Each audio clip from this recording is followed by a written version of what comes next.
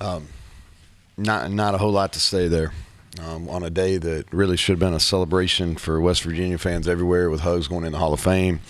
I apologize to our fans. Not good enough. Credit Kansas. They won the game. 2 turnovers were the difference. We played well enough to win on offense. Defense, we couldn't get off the field. I think we got off the field twice all night. First series of the game, and then the last series of regulation. I didn't see the interception in overtime. It was on the far end of the field. He probably missed it inside. Thought they ran into Reese on the punt return, but they didn't call it. And I didn't have eyes on the roughing the passer call so I really can't comment on that because the replay got cut off. So, but I'll take questions. Defensively, obviously, it was a problem all night. Yeah. The explanation is that we struggled to get lined up. They went unbalanced. A ton of triple option looks. A bunch of different shifts, a bunch of different motions. We didn't get off blocks very well. We didn't tackle very well. We did some things a little bit better in the second half, but it was a track meet. We didn't slow them down. Early in the game, we played really soft, and that wasn't necessarily what we had called.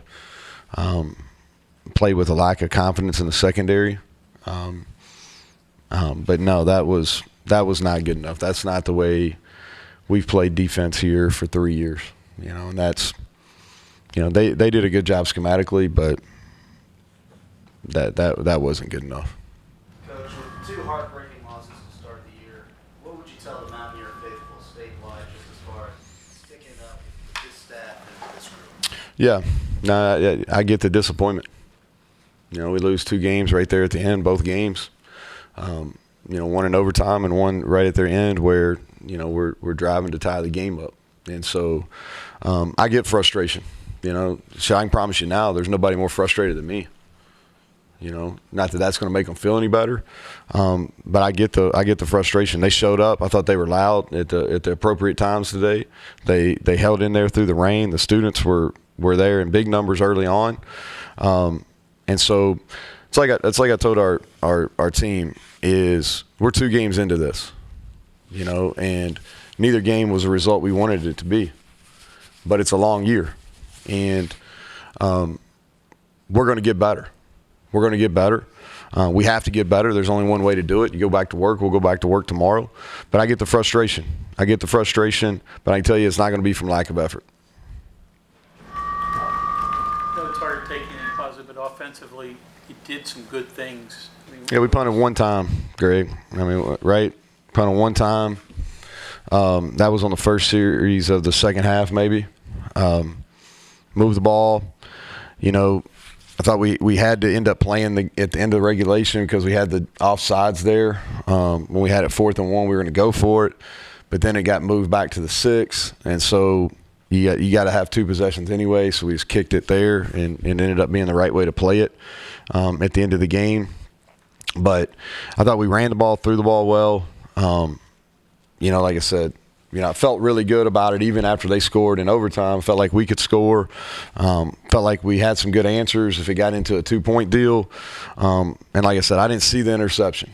My assumption is he probably missed inside, but I haven't seen it. I didn't see it on the field, and I came right here. You kind of foreshadowed some of this, I think, about their offense and the things they could do. It sounded like you were trying to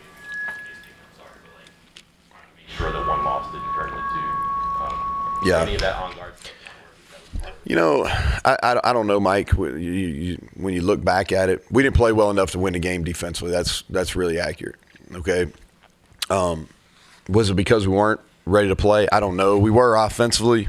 We did some, pretty good things special teams wise, other than dropping the punt. But we didn't play defense well enough. And so we've got to assume that we weren't ready to play on that side of the ball. We didn't tackle. That's 2 weeks in a row that we did not tackle well enough. Now, I knew coming in the game we were going to have some issues with them.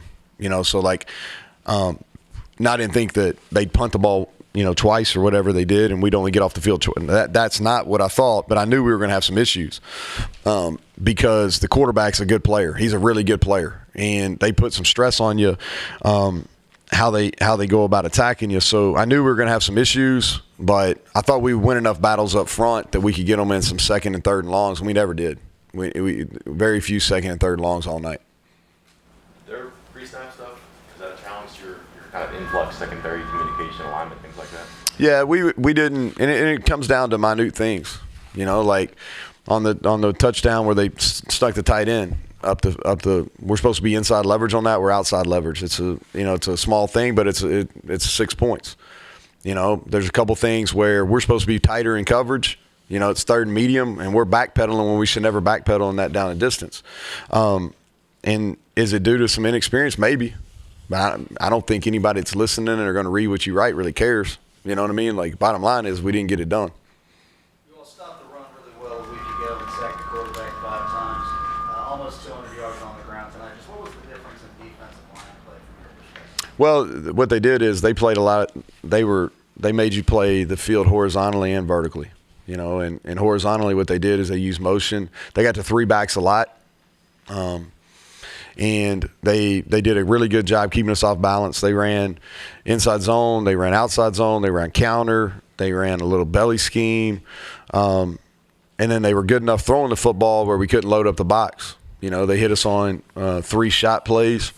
But they did a really good job mixing it up. And they did a good job of arcing the tight end and then cutting off the backside with the tight end. And we missed tackles, but we didn't win up front like we are capable of winning. And I can't give you more until I watch the tape. Okay, anything else for Coach? Yeah, Neal, you've kind of had a number of these close calls throughout the years, too. Do you find familiar elements that kind of compound it and maybe frustrate you more and more as they happen? Or are these all just kind of their own and not very fair? Yeah, I think in this league you're going to have a bunch of close games. With the schedule we play, you're going to have a bunch of close games. Without looking back and having them all in front of me, Mike, I would tell you the turnovers. I thought that was the drop punt was a big play. But common themes when you lose close games are turnovers.